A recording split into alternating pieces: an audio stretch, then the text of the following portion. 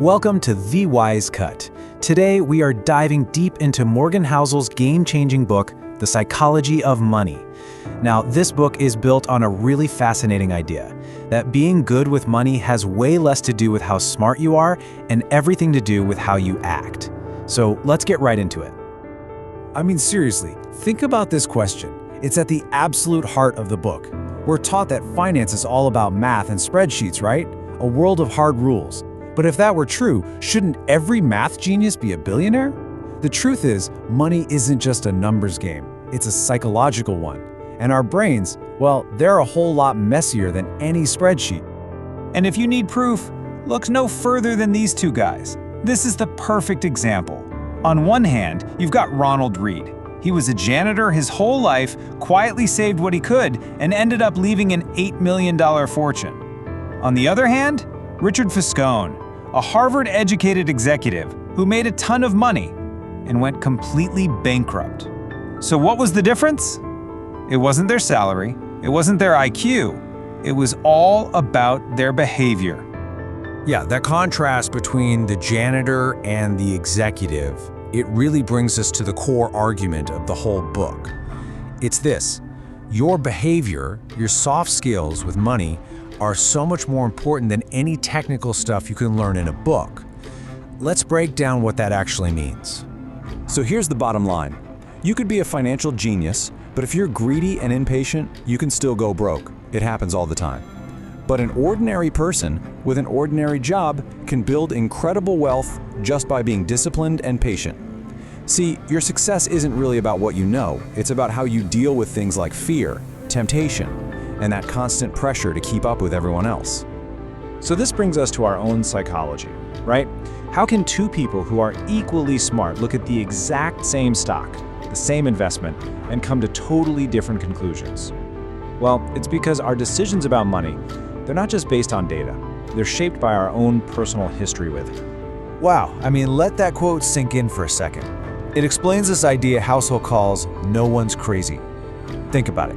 If you grew up poor during a huge stock market crash, you're probably going to think stocks are a massive risk. If you live through crazy inflation, maybe you don't trust keeping cash. Our own little slice of experience, not pure logic, creates our financial reality. So before you judge someone for buying a lottery ticket, you got to ask what happened in their life that makes that seem like a perfectly rational choice for them. Okay, so we've seen how our own mind is a huge part of the puzzle. But what about all this stuff happening outside our heads? The things we just can't control? Well, this is where two powerful and often ignored forces come into play: luck and its twin brother, risk. Now, Bill Gates is a genius. No one's denying that. But he was also literally a 1 in a million kid who happened to go to the one high school on Earth that had a computer back in 1968. That's incredible luck. Now, on the flip side, his friend, Kent Evans, was just as brilliant, but he died in a mountaineering accident before they even graduated. A 1 in a million risk, you see? Luck and risk are two sides of the very same coin. It's a powerful reminder that you're never, ever fully in control. So what's the takeaway here? Well, it's all about humility. When you succeed, when things go your way, you have to acknowledge that luck probably played a part. And when you fail, you got to be kind to yourself and realize you might have just been on the wrong side of risk. That mindset is absolutely crucial if you want to stay in the game for the long haul. Okay, so we can't control luck or risk, but there is another massive force that is the true engine of building wealth, and this one you actually can control. That superpower is time, and we use it through the magic of compounding. And if you want to see compounding in action, just look at the master, Warren Buffett. His net worth is a mind-boggling $84.5 billion. I mean, you can't even wrap your head around a number that big. But you know what's crazier than the total? It's when he actually earned it. This is just incredible. Over 96% of his entire fortune was earned after he was old enough to collect Social Security. Buffett's secret isn't just that he's a great investor.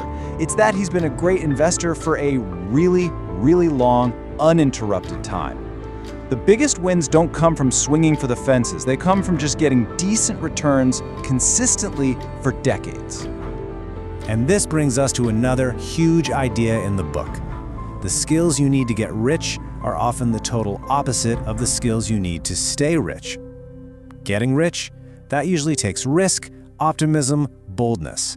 But staying rich, that takes humility and a healthy fear of losing it all. It's about survival. Think about the famous trader Jesse Livermore. He made a fortune betting against the market in 1929, but he lost it all because he never learned to stop playing offense. So, we've talked about behavior, luck, and time. But what's the whole point? Why are we even trying to build wealth in the first place? Housel connects all these dots to something much deeper, much more meaningful.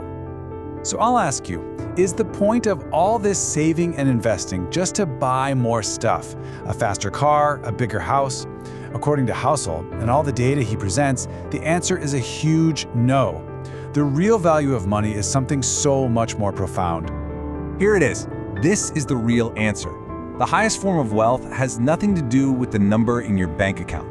It's the ability to wake up every morning and say, I can do whatever I want today. It's control over your time. It's autonomy. That, more than anything else you can buy, is the real key to happiness.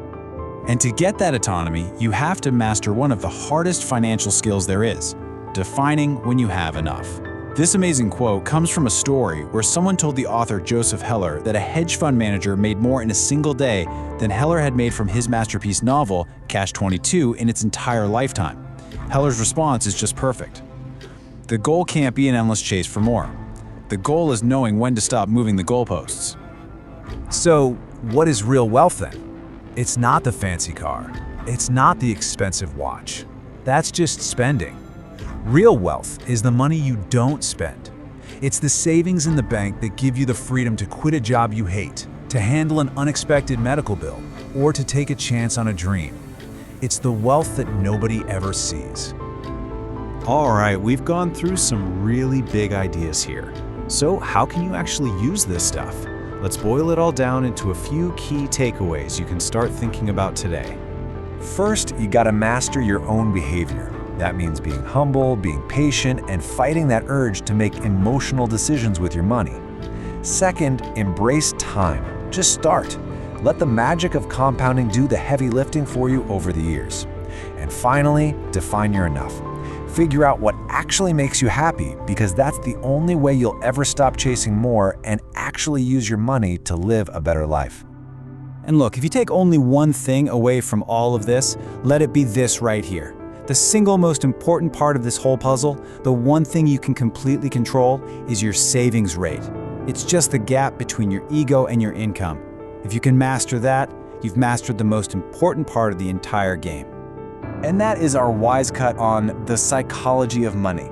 I'd love to know, what's the biggest lesson that you're taking away from this? Let us know down in the comments. And if this breakdown helped you see money in a new light, do us a favor and hit that like button, share it with a friend, and subscribe to The Wise Cut for more deep dives. Thanks for watching.